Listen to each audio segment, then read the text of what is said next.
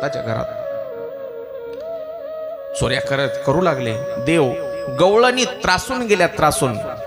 किती त्रासल्या आपल्याला आज भरपूर कथा ऐकायची आहे देवाच्या लग्नापर्यंतची. म्हणजे आता गोवर्धन पूजा आहे, नंतर रास क्रीडा आहे, भरपूर आहे कथा. त्याच्यामुळं प्रत्येक प्रसंग विस्तारानं सांगणं शक्य होणार नाही.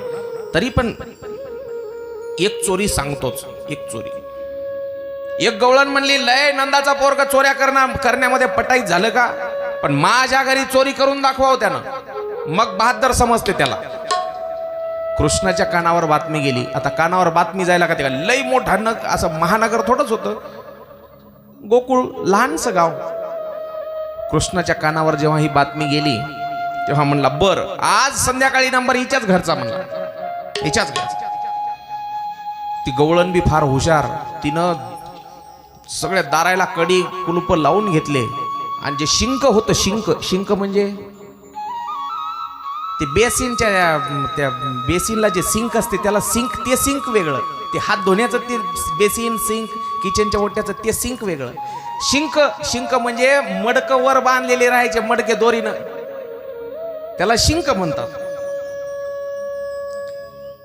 त्या शिंक्यावर मडके सगळे अडकून ठेवले वर, आणि त्या शिंक्याला देखील एक घंटी बांधून ठेवली, बारकी घंटी. देवघरात असती बारीक घंटी, देव्हाऱ्यावर किंवा मंदिरामध्ये छोटी घंटी, त्याला बांधून ठेवली. का बांधून ठेवली? कारण कृष्ण आला आणि चोरी करायला गेला, ती घंटी वाजावी आणि आपल्याला जाग यावी. भगवान कृष्णानं सगळ्या गोपाळाला सांगितलं. सगळेजण आता त्या गवळणीच्या घराच्या बाहेर आलेत आणि सगळ्याला सांगितलं, सगळेजण डोळे बंद करा रे. आता त्या घराला एक वर छोटी खिडकी होती, गोल खिडकी. काय म्हणतात त्या खिडकीला? सौन. हा, कृष्णानं सांगितलं आपल्याला तिथून मध्ये जायचंय. तिथून कुठून? त्या सौन्यातून मध्ये जायचंय. डोळे बंद करा. म्हणले किसन्या डोळे बंद केल्यावर काय होईल? म्हणला मी एक मंत्र म्हणणार आहे आणि जादूनं तुम्हाला मध्ये घेऊन जाणार. सगळं ब्रह्मांड यानं निर्माण केलं, याला काय येत नाही हो. सगळ्यांना डोळे बंद केले आणि दुसऱ्या क्षणाला ते त्या गवळणीच्या घरामध्ये मध्ये गेल्यावर पाहिलं, किसन्या लय उंच आहेत की रे मडके. म्हणले आपल्या जवळची ती काठी काय कामाची? मग काठीनं सगळे मडके एक एक फोडले.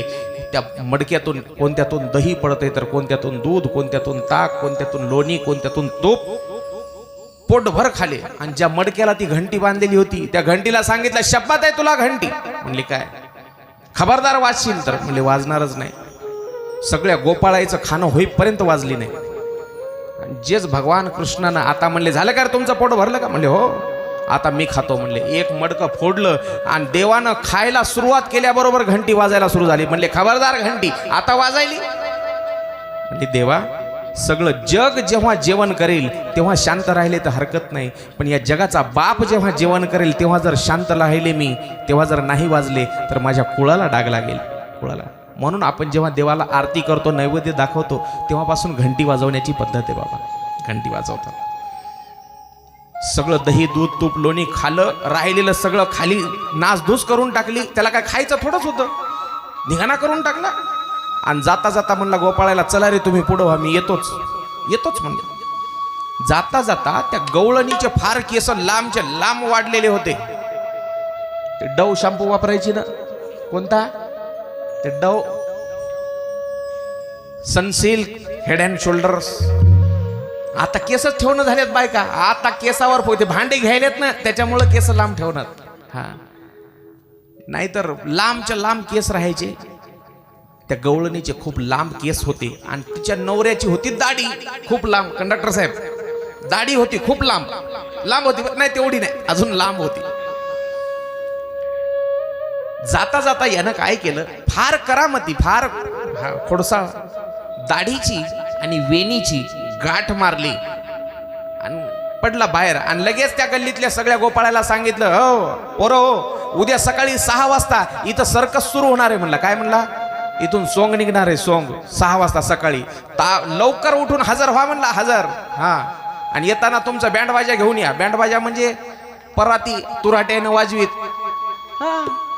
सकाळी 6 वाजता कृष्ण गेला निघून. सगळे गोपाळ घरी जाऊन झोपी गेले. आणि भल्या पहाटे सकाळी 6 वाजता ते दारावर एक आलक मागायला आलं गोसावी. आलक आलक म्हणल्याबरोबर त्या गवळणीला जाग आली. गवळणीला जाग आली म्हणली गोसाई आला बाबा पीठ मागायला, वाढलं पाहिजे त्याला. पटकन उठायला गेली की वेणीला झटका बसला. जरा तरी काही लाज वाटते की नाही म्हणली तुम्हाला? म्हातारपण झालंय आपलं, दिवस उजाडलाय वर, ते गोसाई आलाय दारात आणि आता वेणी ओढता होय, शोभते का आता वेणी ओढायला? सोडा. ती म्हणला तुला जसं म्हातारपण जवळ आले तसे तुझी काय बुद्धी काय साठी बुद्धी नाठी व्हायली का? म्हणला गोळ्या संपल्या तुझ्या, मी तुझी वेणी ओढली काय? अगं तूच माझी दाढी ओढायली, सोड माझी दाढी.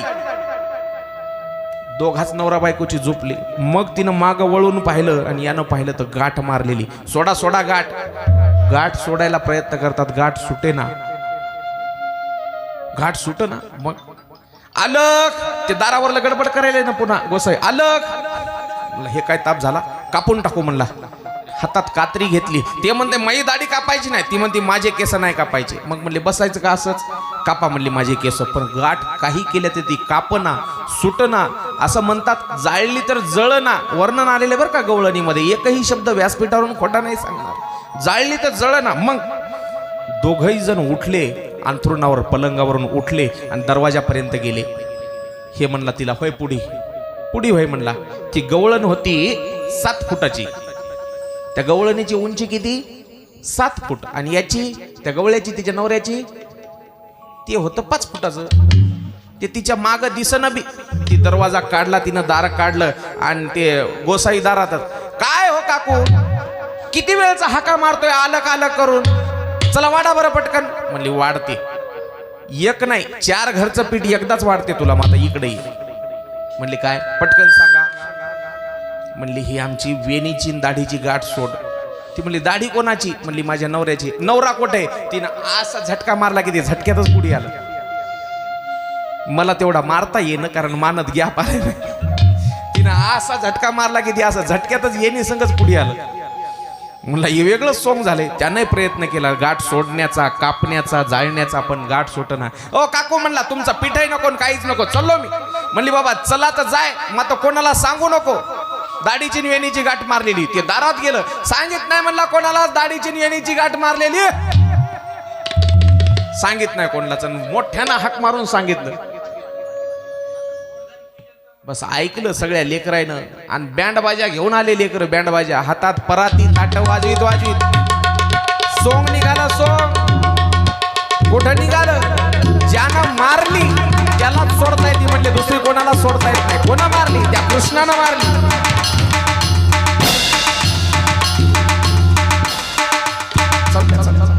कोणा मारली गाठ?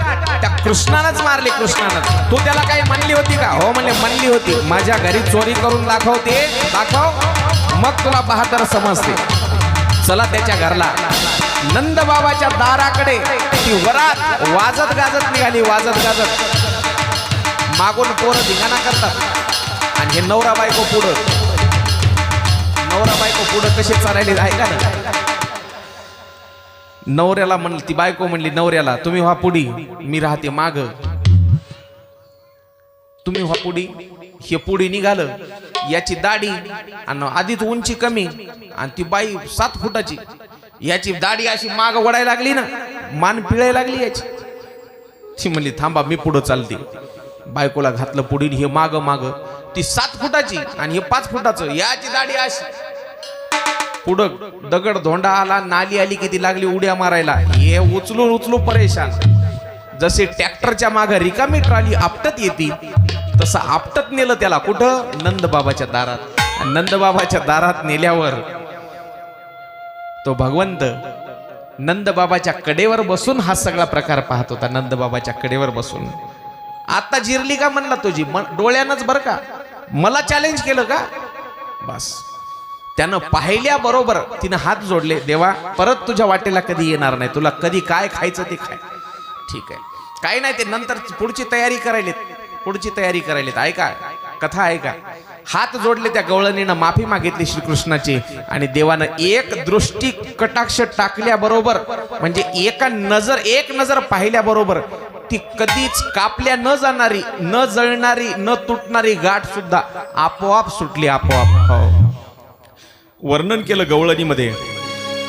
दुसरी आली गधावणी, याने बाई काय केली करणी, पतीची दाढी माझी वे